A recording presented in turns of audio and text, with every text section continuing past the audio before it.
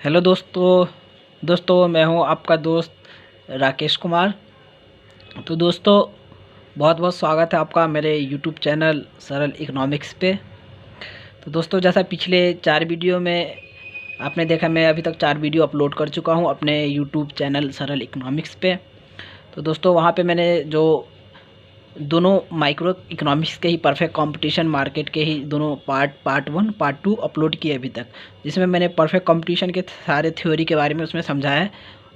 और जिनको perfect competition में दिक्कत है वो एक बार जाके वहाँ पे देख सकते हैं वीडियो, या वहाँ से नोट्स डाउनलोड करके पढ़ सकते हैं। अगर फिर भी दिक्कत आए तो मुझे मेरा डिस्क्रिप्शन बॉक्स में व्हाट्सअप नंबर है, और या तो मेरे फेसबुक अकाउंट पे आप मेल पोस्ट कर सकते हैं, या तो मुझे पर्सनली फ़ोन भी कर सकते हैं। कोई दिक्कत आए इकोनॉमिक्स में दोस्तों तो मेरे को व्हाट्सअप कर दीजिए या तो फ़ोन कर दीजिए। तो दोस्तों मेरे चैनल को दोस्तों सब्सक्राइब कर दीजिए, और एक लाइक तो बनता है दोस्तों। मैंने आपके लिए इतना मेहनत करता हूं दोस्तों, आपके लिए फ्री वीडियोस बना रहा हूं, फ्री नोट्स बनाता हूं। तो दोस्तों मेरे चैनल को कम से कम सब्सक्राइब कर दे, शेयर कर दे और लाइक कर दे दोस्तों, ताकि मैं आपके लिए ऐसी मोटिवेशनल वीडियो और जो आपके एकेडमिक के करियर में एक अच्छा ग्रोथ करेगी तो उसे बनाता रहूं। तो दोस्तों चलते हैं हम अपने आज के सब्जेक्ट की तरफ। तो दोस्तों मुझे पता है कि नवंबर का महीना है, मैंने बहुत लेट कोर्स स्टार्ट किया है, लेकिन डोंट वरी दोस्तों, मैंने जो कोर्स आपका जो स्टार्ट कर रहा हूँ तो दोस्तों आपका कोई डाउट हो उसमें से आप पढ़ सकते हैं, आप इस वीडियो के मेरे माध्यम से समझ सकते हैं। जो भी अगले साल 12th क्लास में जाने वाले बच्चे हैं उनके लिए भी ये यूज़फुल वीडियोज़ है दोस्तों। मैं अपने वीडियो के साथ आपको नोट्स भी प्रोवाइड करवा रहा हूँ, जो आपके लिए काफ़ी हेल्पफुल है। आपको नोट्स पढ़ने में इजी होगा, और दोस्तों मैंने बहुत इजी लैंग्वेज में इसको समझा रखा है। तो दोस्तों कोई दिक्कत हो तो आप मुझे कॉल कर सकते हैं दोस्तों। तो दोस्तों बढ़ते हैं आज के टॉपिक की तरफ। ये है 12th क्लास का मैक्रो इकोनॉमिक्स का टॉपिक है दोस्तों। मैंने आगे की यूनिट ना पकड़ के पीछे से यूनिट कवर करवा रहा हूँ, ताकि आपको पीछे से समझ आ जाए, और धीरे धीरे मैं आगे का भी कवर करवा दूँगा। तो दोस्तों बढ़ते हैं यूनिट 3 की तरफ। यह है मैक्रो इकोनॉमिक्स का टॉपिक, चैप्टर नंबर 7। तो दोस्तों मैक्रो इकोनॉमिक्स का जो मीनिंग होगा वो आपने स्टार्टिंग में तो पढ़ा ही होगा, अपने स्टार्टिंग समय में जब आप 12th क्लास में एंटर किए होंगे। तो मैक्रो इकोनॉमिक्स का एक जो तो जैसा कि दोस्तों आज हम स्टार्ट करने जा रहे हैं मैक्रो इकोनॉमिक्स। तो मैक्रो इकोनॉमिक्स का क्या मतलब, मैं आपको एक छोटा सा डेफिनेशन मैक्रो इकोनॉमिक्स का दे देता हूँ। तो दोस्तों जैसे हम माइक्रो पढ़ते एक इंडिविजुअल फर्म के बारे में, एक इंडिविजुअल यूनिट के बारे में, एक इंडिविजुअल कंज्यूमर के बारे में, एक इंडिविजुअल प्रोड्यूसर के बारे में, और एक इंडिविजुअल सेलर प्रोड्यूसर कंज्यूमर के बारे में। तो उसी तरीके से दोस्तों होता है मैक्रो इकोनॉमिक्स। तो मैक्रो में हम क्या करते हैं, मैक्रो में हम कोई भी डाटा, अगर कोई भी चीज़ हम इसमें पढ़ रहे हैं तो हम वो सिंगल इंडिविजुअल के बारे में ना सिंगल इंडिविजुअल फर्म के बारे में, ना सिंगल इंडिविजुअल कंज्यूमर के बारे में हम पढ़ेंगे। इसमें एक एग्रीगेट लेवल पे, एग्रीगेट मतलब दोस्तों एक हॉल लेवल पे, हॉल इकोनॉमिक लेवल पे। तो एग्रीगेट में आपका दोस्तों एग्रीगेट में जो आपका जो, चाहे हम एग्रीगेट डिमांड के बारे में पढ़ें, चाहे एग्रीगेट सप्लाई के बारे में, या अनएम्प्लॉयमेंट के बारे में, एम्प्लॉयमेंट के बारे में, फॉरेन एक्सचेंज के बारे में, और जो हमारे पॉलिसी डिफरेंट पॉलिसी होती है जो इकोनॉमी को बूस्ट करने के लिए, आरबीआई की पॉलिसी होती है जो इन्फ्लेशन कम करने के लिए, इन्फ्लेशन बढ़ाने के लिए, प्राइस कम करने के लिए, प्राइस घटाने के लिए, जो हमारे मॉनेटरी और फिजिकल पॉलिसी होती है, ये सब एक एग्रीगेट लेवल पे काम करती है। आने वाले चैप्टर में आप सब को बारीकी से पढ़ाया जाएगा। तो दोस्तों मैक्रो इकोनॉमिक्स का यही मतलब है कि जो हमें चीज़ें पढ़ना है ना इंडिविजुअल लेवल पर पढ़ना है, हमें एक एग्रीगेट लेवल पर पढ़ना है, हमें जीडीपी के लेवल में पढ़ना है। तो इसलिए इसका नाम दिया गया है मैक्रो इकोनॉमिक्स। और माइक्रो में क्या होता है कि हम एक सिंगल यूनिट के बारे में स्टडी करते हैं, और हम यहाँ एग्रीगेट लेवल के बारे में स्टडी करेंगे। तो दोस्तों हमें इसी के साथ अपना नया चैप्टर स्टार्ट करते हैं, चैप्टर 7 यूनिट 3। तो जिस चैप्टर का नाम है दोस्तों aggregate demand, aggregate supply and related concept in macro economics. तो दोस्तों जैसा कि हमें नाम से पता चला है एग्रीगेट डिमांड, तो हमें एग्रीगेट एक पूरे डिमांड के, जो पूरे इंडिया की डिमांड है विथ जो हमारे इंपोर्ट एक्सपोर्ट हो रहे हैं उसके साथ, वो हमें पढ़ना है। एग्रीगेट सप्लाई, हम कितना सप्लाई करते हैं या हम कितना इंपोर्ट कर रहे हैं, कितना एक्सपोर्ट कर रहे हैं, इसमें प्रोड्यूसर कितना सप्लाई कर रहे हैं, कितना प्रोड्यूस कर रहे हैं, एवरीथिंग। और उनके जो रिलेटेड कंसेप्ट है, जो इन दोनों एग्रीगेट डिमांड और एग्रीगेट सप्लाई को सपोर्ट कर रहे हैं, जिसकी वजह से हम जीडीपी कैलकुलेट करते हैं। तो आइए दोस्तों हम बढ़ते हैं नेक्स्ट टॉपिक की ओर। तो एक बार इनको ब्रीफ से पढ़ते हैं इस चैप्टर में क्या है पढ़ना। तो पहला जो है दोस्तों हमारे पास है, इसमें पहला कॉन्सेप्ट एंड कंपोनेंट और measurement of aggregate demand. AD का मतलब दोस्तों एग्रीगेट डिमांड। तो हमें इसमें ये पढ़ना है कि concept and component of measure aggregate demand. Measure करने के क्या कंपोनेंट है, कैसे हम मेज़र करते हैं एग्रीगेट डिमांड, हमें पता कैसे चलता है कि हमें हमारे कंट्री में कितना कंजम्पशन हुआ है, कितना सप्लाई हुआ है, कितना एक्सपेंडिचर हो रहा है, गवर्नमेंट कितना इन्वेस्टमेंट कर रही है। तो दोस्तों ये सब टूल्स हैं इनको पढ़ने के। तो पहला टूल्स है हमारे पास कंसेप्ट ऑफ कंपोनेंट और मेजरमेंट ऑफ एग्रीगेट डिमांड। तो दोस्तों एग्रीगेट डिमांड का जो यहाँ पे डेफिनेशन हमें क्या पढ़ना है, aggregate demand in an economy is the measure in terms of total expenditure on the goods and service. तो इस लाइन से क्या मतलब निकला है दोस्तों कि जो एग्रीगेट डिमांड बेसिकली क्या चीज़ पे मेजर हो रहा है, जो भी हम एक्सपेंडिचर हैं, जो हमारे कंट्री के एक्सपेंडिचर है, जो भी गुड्स एंड सर्विस जो हम हायर कर रहे हैं या सर्विस ले रहे हैं या सर्विस दे रहे हैं किसी चीज़ का, तो हमारे एक तरीके एक्सपेंडिचर होते हैं। एक्सपेंडिचर में इंक्लूड होंगे जो भी हमें गुड कंज्यूम कर रहे हैं या सर्विस कोई कंज्यूम कर रहे हैं। तो if expenditure major demand, total expenditure in the economic should be total demand और aggregate demand in the economic. तो जैसे दोस्तों मैंने शुरू में बताया था कि जो हम मैक्रो इकोनॉमिक्स में जो भी चीज़ पढ़ेंगे वो एक एग्रीगेट लेवल पे डिपेंड करेगा। तो जो भी हम गुड्स और सर्विस सेल परचेज कर रहे हैं तो वो दोस्तों एक एग्रीगेट लेवल पे कैलकुलेट किया जाएगा। और दोस्तों ये और जो भी हम एक्सपेंड कर रहे हैं, जो भी हमारी कंट्री जो भी गुड और सर्विस में जो एक्सपेंडिचर कर रहे हैं उससे क्या होता है कि एक डिमांड क्रिएट होता है। सपोज़ कि हम कोई चीज़ अगर मार्केट से लाके परचेज़ कर रहे हैं, उसको मार्केट से हम ख़रीद रहे हैं, तो हम क्या एक डिमांड क्रिएट कर रहे हैं मार्केट में। अगर हम परचेज़ ही नहीं करेंगे तो हमारा डिमांड क्रिएट नहीं होगा। तो जो हम यहाँ डिमांड की बात कर रहे हैं वो एक एग्रीगेट लेवल पे डिमांड की बात कर रहे हैं। तो दोस्तों इसी में इसका एक डेफिनेशन और बनता है। तो aggregate demand refer to the total expenditure which people plan to incur on the purchase of goods and service during the period of an accounting year. तो अकाउंटिंग ईयर क्या होता है दोस्तों, ये जो भी हमारा फरवरी के एंड में जो बजट होता है, जो हमारा बजट स्टेटमेंट आता है, तो अकाउंटिंग ईयर का दोस्तों मतलब है कि जैसे हमारा बजट जो फरवरी लास्ट एंड में आता है, तो लास्ट एंड से लेके उस ईयर से लेके नेक्स्ट ईयर तक जो भी फरवरी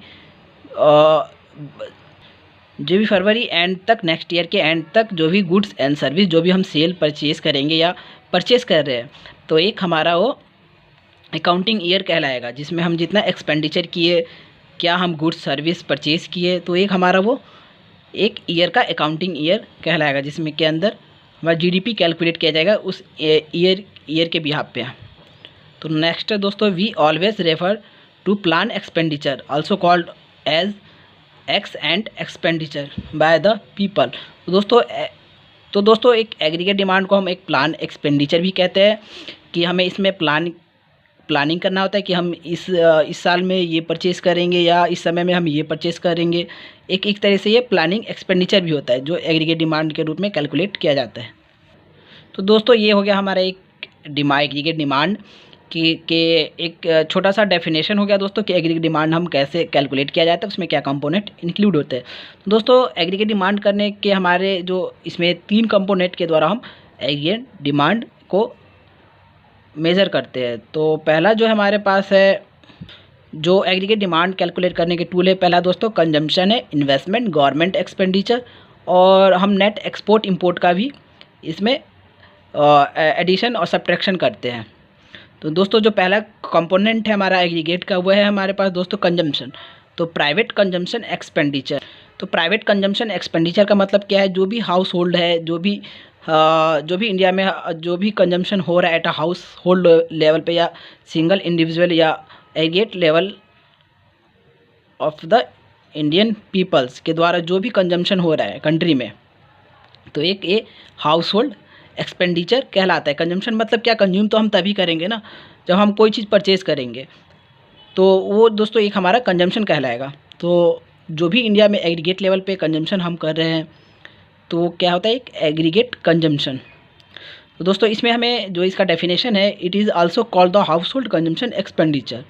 it is comprises demand for all goods and service by house hold of a country during an accounting year.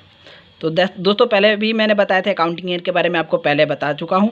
तो जो भी हम एक साल के अंदर जो भी हम कंज्यूम करेंगे, जो भी हमारे हाउस होल्ड है, जो भी हमारे जो सेक्टर है, जो भी इंडिया में जो भी लोग कंज्यूम कर रहे हैं, गुड्स हो या सर्विस हो, तो उनका जो भी जो कैलकुलेशन होगा तो वो एक कंजम्पशन एक्सपेंडिचर के रूप में कैलकुलेट किया जाता है।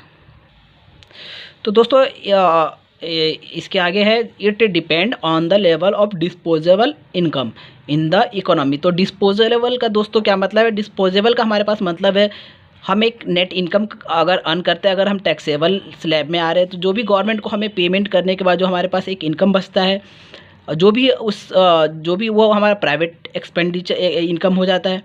उसमें जो भी हम प्लान करते हैं कि हमें ये चीज़ परचेज़ करना है, ये चीज़ इस साल में परचेज़ करना है, या इस समय में ये चीज़ हमें परचेज़ करना है, तो उसके लिए हम एक अलग से बजट बनाते हैं, तो उसको एक डिस्पोजेबल इनकम के रूप में हम कहते हैं। तो दोस्तों ये higher the level of disposable income, higher is private consumption expenditure. तो एक दोस्तों हमारा जाहिर सी बात है, हमारी इनकम अच्छी होगी तो हम ज़्यादा कंजम्पशन को प्रीफर करेंगे, हम अच्छी गुड्स खरीदेंगे। इन्फीरियर गुड के बजाय हम नॉर्मल गुड या लग्जरी गुड की ओर ज़्यादा प्रीफर करेंगे। तो वो हमारे इनकम पे डिपेंड करता है। दोस्तों इसमें एक लाइन आ रहा है, हायर इज़ प्राइवेट कंजम्पशन। तो दोस्तों इसमें प्राइवेट का वर्ड यूज़ किया गया है, इसलिए प्राइवेट का वर्ड यूज़ किया है क्योंकि जो हम जब भी एग्रीगेट लेवल की बात करते हैं तो हम प्राइवेट को अलग से मेज़र करते हैं। जो भी प्राइवेट हाउस होल्ड है, हम इसमें गवर्नमेंट को अभी इंक्लूड नहीं करते, गवर्नमेंट एक इसका पार्ट है, तो हम प्राइवेट कंजम्पशन का ही अभी इसमें जो भी इंक्लूड करेंगे। फिर इसके बाद हम इन्वेस्टमेंट इंक्लूड करेंगे, फिर गवर्नमेंट। तो प्राइवेट को अलग से इंक्लूड किया जाता है, गवर्नमेंट को अलग से, और इन्वेस्टमेंट पार्ट को अलग से इंक्लूड किया जाता है। इसमें तीनों कंपोनेंट मिला के हमारा एक जीडीपी कैलकुलेट होता है, या एग्रीगेट डिमांड कैलकुलेट होता है हमारे कंट्री का। तो दोस्तों इसमें नेक्स्ट कंपोनेंट है हमारे पास आई डोनेट करता है हमारे इन्वेस्टमेंट को। तो कंट्री में एक ईयर में कितना इन्वेस्टमेंट आ रहा है, कितना इन्वेस्टमेंट बाहर से आया है, फॉरेन कंट्री से हम कितना इन्वेस्टमेंट करवा रहे हैं, या हमारे कंट्री में कितने इन्वेस्टमेंट जनरेट हो रहे हैं। तो दोस्तों प्राइवेट इन्वेस्टमेंट हम अभी पढ़ेंगे, अभी गवर्नमेंट को नहीं पढ़ रहे हम।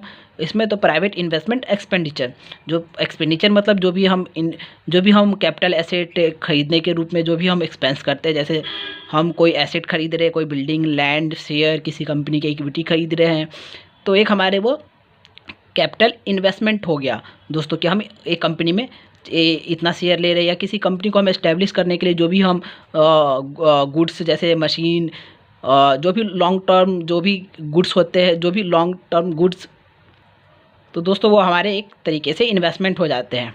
जो भी हम एक कंपनी खोलने में, जो भी चाहे हम किसी शेयर मार्केट में पैसा इन्वेस्ट कर रहे हैं, या किसी कंपनी में हम कोई इक्विटी खरीद रहे हैं, तो वो हमारा एक इन्वेस्टमेंट हो गया, जो टाइम के साथ इंक्रीज़ करता है हमारा। तो दोस्तों इसका एक डेफिनेशन जो है, it refer to expenditure by private investor on the purchase of capital goods. तो जैसा मैंने बताया था कि जो कैपिटल गुड्स को परचेस करने में के लिए तो वो कैपिटल गुड है। तो so that there is increase in the stock of capital during the year. Investment implies increase in the stocks of capital good और कैपिटल फॉर्मेशन। तो दोस्तों कैपिटल जो इन्वेस्टमेंट होता है वो हम क्या, एक इकोनॉमी को अपने आगे बढ़ाने के लिए कैपिटल फॉर्मेशन के लिए हम इन्वेस्टमेंट करते हैं, ताकि हमारी इकोनॉमिक आगे ग्रोथ करे, उनसे एम्प्लॉयमेंट जनरेट हो, जिससे हम एम्प्लॉयमेंट प्रोवाइड करवा सके आने वाले जनरेशन को। तो कैपिटल एक इन्वेस्टमेंट बहुत ज़रूरी होता है अगर हमें अपने कंट्री को आगे ले जाना होता है। तो कैपिटल इन्वेस्टमेंट के बहुत सारे वे होते हैं, जैसे FDI के थ्रू, FI के थ्रू, और दोस्तों बहुत सारे इन्वेस्टमेंट होते हैं जो फॉरेन कंपनी इंडिया में करती है, MNC जो भी आ रही है, ये इसी रूट से सब इंडिया में आ रहे हैं, इन्वेस्टमेंट के रूट से। जैसे हमारा क्या एक कैपिटल फॉर्मेशन हो रहा है इंडिया में, वैसे इंडिया में जो मार्केट है एक मतलब ग्रो कर रहा है, टाइम बाय टाइम ये ग्रो करता जाएगा। तो दोस्तों the rate of interest is the principal determinant of investment. तो दोस्तों जो रेट ऑफ इन्वेस्टमेंट है वो एक बहुत बड़ा प्लेयर है इन्वेस्टमेंट के मार्केट में। तो देखते कैसे। The higher rate of interest generate implies lower investment expenditure. दोस्तों जाहिर सी बात है कि अगर रेट हायर होगा इन्वेस्टमेंट का तो लोअर इन्वेस्टमेंट होगा मार्केट में। लोअर इसलिए हो जाए क्योंकि अगर bank higher rate of interest लेगी, अपने जो भी इन्वेस्टर है, जो भी पैसा इन्वेस्टर मार्केट से उठाएंगे बैंक के थ्रू, तो वो अगर अगर इंटरेस्ट लेना स्टार्ट कर दे तो जाहिर सी बात है इन्वेस्टर पैसा कम उठाएंगे, क्योंकि उनको रेट ऑफ इंटरेस्ट ज़्यादा पड़ रहा है, कॉस्टली पड़ रहा है। तो वो लोन का पैसा जो होगा कम ही बोरो करेंगे, जिसके इन्वेस्टमेंट कम होगा मार्केट में। तो अगर लोअर इंटरेस्ट रेट होगा तो मार्केट में उतना ही पैसा इन्वेस्ट होगा, उतना ही कैपिटल फॉर्मेशन ज़्यादा होगा, उतना ही जॉब ज़्यादा क्रिएट होंगे मार्केट में। तो इसलिए बैंक जो है एक मेन फैक्टर है अगर हम इन्वेस्टमेंट पढ़ रहे हैं तो दोस्तों नेक्स्ट चलते हैं हम गवर्नमेंट की तरफ। तो ये तीसरा हमारा कंपोनेंट है एग्रीगेट डिमांड में, वो है गवर्नमेंट एक्सपेंडिचर और इन्वेस्टमेंट। तो दोस्तों जैसा मैंने बोला गवर्नमेंट एक सेपरेट फैक्टर है, यहाँ प्राइवेट एक अलग है, इन्वेस्टमेंट प्राइवेट अलग है। और ये गवर्नमेंट यहाँ दो रोल प्ले करते हैं, एक एक्सपेंडिचर भी करते हैं गवर्नमेंट, और गवर्नमेंट क्या है इन्वेस्टमेंट भी करती है हमारे इकोनॉमिक क्रिएशन के लिए। या कभी मार्केट में इन्फ्लेशन बढ़ जाए या डिफ्लेशन हो जाए तो गवर्नमेंट क्या आरबीआई के थ्रू मार्केट को कंट्रोल करती है। इन्फ्लेशन हो जाता है तो प्राइस जो मनी प्रिंट जो कम कर देते हैं, या मनी का फ्लो जो है मार्केट में कम किया जाता है। और इन्फ्लेशन अगर घट जाता है जैसे, तो मार्केट में क्या मंदी आ जाएगी, मंदी आएगी तो क्या होगा कि हमारे जो जॉब क्रिएशन वो बंद हो जाएंगे, जिसकी वजह से यूथ को प्रॉब्लम होगा। तो मार्केट को एक कांस्टेंट रूप देने में गवर्नमेंट और आरबीआई के एक बहुत बड़ा रोल होता है, एक कांस्टेंट वे में चलाने के लिए। तो आगे दोस्तों आप पढ़ोगे, अगर इकोनॉमिक्स आगे चल के डिटेल में पढ़ोगे तो आपको इन सब के बारे में जानने का मौका मिलेगा। तो दोस्तों इसमें जो इसका जो डेफिनेशन है, एक डेफिनेशन हम पढ़ के समझते हैं एक बार। तो ये है कि it include for both government consumption expenditure and government investment. तो जैसा मैंने शुरू में कहा था कि ये दोनों से इंक्लूड होगा, गवर्नमेंट एक्सपेंडिचर जो भी हमारे कर रहे हैं या गवर्नमेंट इन्वेस्टमेंट कर रहे हैं।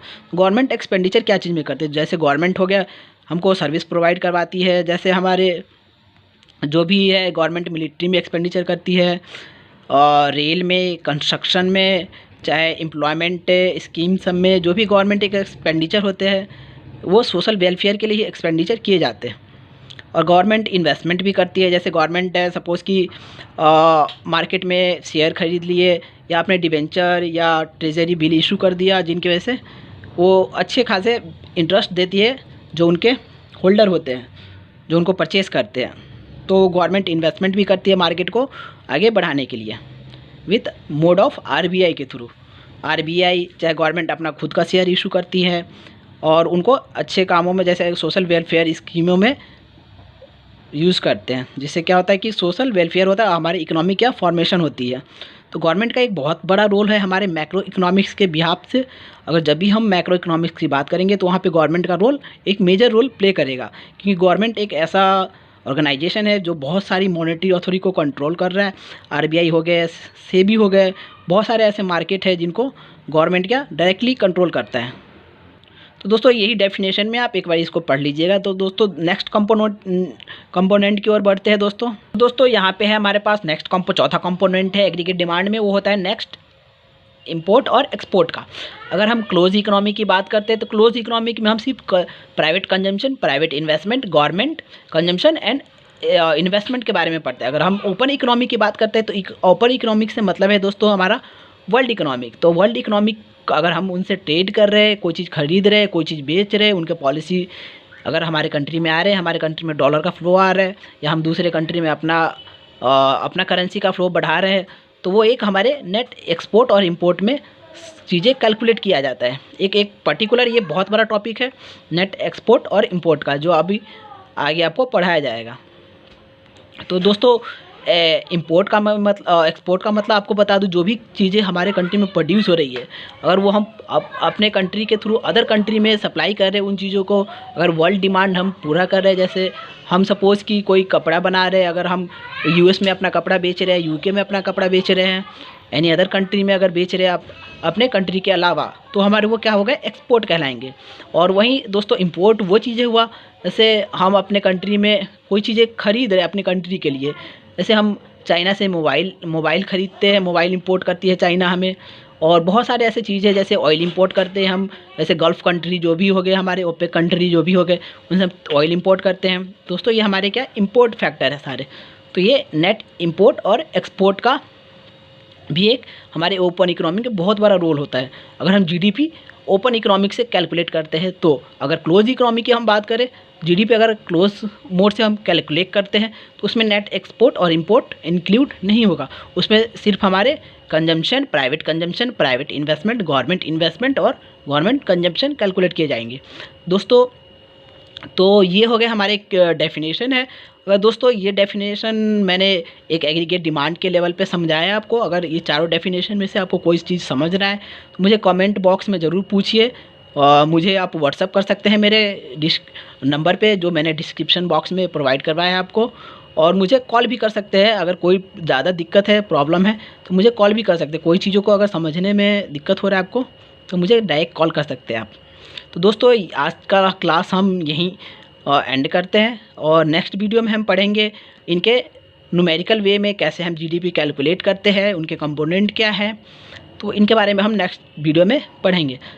तब तक आपका बहुत बहुत शुक्रिया दोस्तों अपना कीमती समय देने के लिए। तो दोस्तों मेरे चैनल को एक सब्सक्राइब कर दे, लाइक कर दे और शेयर कर दे दोस्तों, ताकि मैं आपके लिए ऐसी अच्छे video free of cost provide करवा सकूं। दोस्तों किसी को इस जो आज का क्लास है उसका नोट्स चाहिए, वो डिस्क्रिप्शन से जाके डाउनलोड कर सकता है। डाउनलोड में कोई दिक्कत आ रही है तो दोस्तों मुझे एक व्हाट्सअप कर दे या मुझे कॉल कर ले। आपका कीमती समय देने के लिए दोस्तों बहुत बहुत धन्यवाद।